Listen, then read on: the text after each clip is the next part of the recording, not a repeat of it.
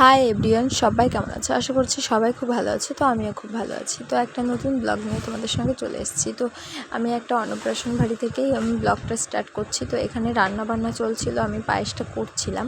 তো একটা ছোট্ট পুচকুর অন্নপ্রাশন ছিল। তো আমরা চলে এসেছি পাশের পাড়াতে, একটু দরকার ছিল আর এমনি হাঁটাহাঁটি করতে বিকেলবেলার দিক করে।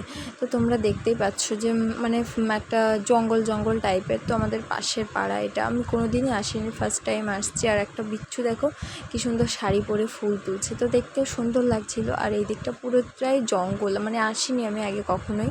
তো অনেকটাই জঙ্গল দেখতে পাচ্ছ তোমরা।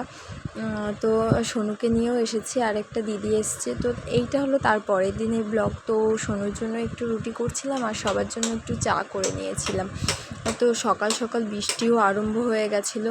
তো সকালবেলায় তো এমনি বেরোতে পারিনি বাইরে কাজবাজ করার জন্য। তো সকালবেলায় যেটুকু সবার খাবার তৈরি করতে হয় সেটা সকালবেলায় করে নিয়েছি। তো চা করে নেব এখন, আর তারপরে চাটা খেয়ে নেবো। আর সোনুর বাবা, তারপরে সোনুর দাদু সবাই কাজে চলে গেছে। এই বৃষ্টির মধ্যে ওদের মানে জিরন নেই, সবাই কাজে চলে গেছে এই বৃষ্টির মধ্যেতেও, তারও টিপ টিপ বৃষ্টি হচ্ছে। তারপরেও তো আমরা বাড়িতে আছি, মা আর আমি। তো ওটা চা করে নিয়েছি, ওর জন্য দুধ রুটি করে দিয়েছি, ওটা খেয়ে নেবে। আর আমরা এখন চা মুড়ি খাবো। তো খাওয়ার পরেই তারপরে বাইরে একটু বৃষ্টিটা থামলে একটু কাজবাজ করব। তো বাইরেও এসেছিলো আবার মাছওয়ালা। তো মাছ দেখতে গিয়েছিলো, তো মাছগুলো সেরকম পছন্দ হয়নি, ওই জন্য চলে এসেছি। আর তারপরে আমি স্নান কমপ্লিট করে তারপরে সোনুকেও স্নান টান করিয়ে রেখে দিয়েছি। ও পুজো দিতে গিয়েছিল, দেখতে পাচ্ছ ও তিলক কেটেছে। তো পুজো দিতে গেলেও এমনিতেও তিলক কাটে। আর আমাদের বাড়িতে যেরকম কটা মুরগি পোষা হয়েছিলো, তো সেইগুলোকে আর কি খেতে দেবো এখন।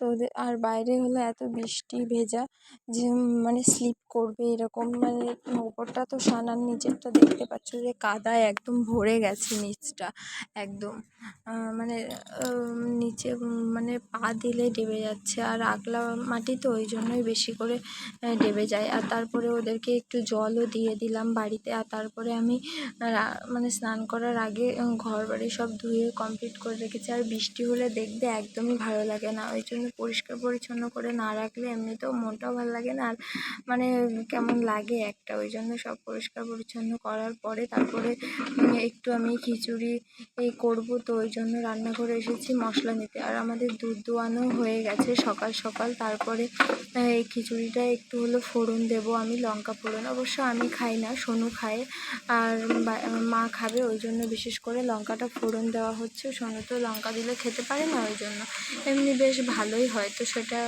এখন আমি তো ওটাকে একটু মানে শুকনো লঙ্কা দিয়ে আমি এখন ফোড়ন দেব আর কি, এখন খাওয়ার মতন করব। তো সেটাই এখন কমপ্লিট করছি। তো আমি সোনুকেও খাইয়ে নেব, তার আগে জিনিসপত্রগুলো আমি আগে গুছিয়ে নেব। তো ওইগুলো আমি ধুয়ে রেখেছিলাম বৃষ্টির পরপরই। তো এখনও জিনিস জায়গায় রাখা হয়নি, তো সেইগুলোকে আগে রেখে দেব, তারপরে আমি রান্নাটা কমপ্লিট করব। তো ওই জন্যই আমি আগে তাড়াতাড়ি করে গুছিয়ে নিচ্ছি। আর সোনুকেও এরপরে খাওয়াতে হবে, ওরও খাওয়ার টাইম হয়ে গেছে। তো ওটা কমপ্লিট করে আমি তারপরে সোনুকে খাইয়ে নেব।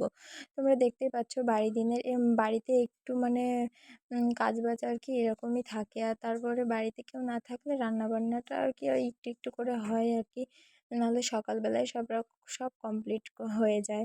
তো একটু ডিম ভেজে নিলাম আমার জন্য, তারপরে খিচুড়িটা ফোড়ন দিয়ে নিলাম। তারপরে সোনুর জন্য একটু খিচুড়ি করেছি, আর ওকে একটুখানি ডিমটা দেবো খেতে।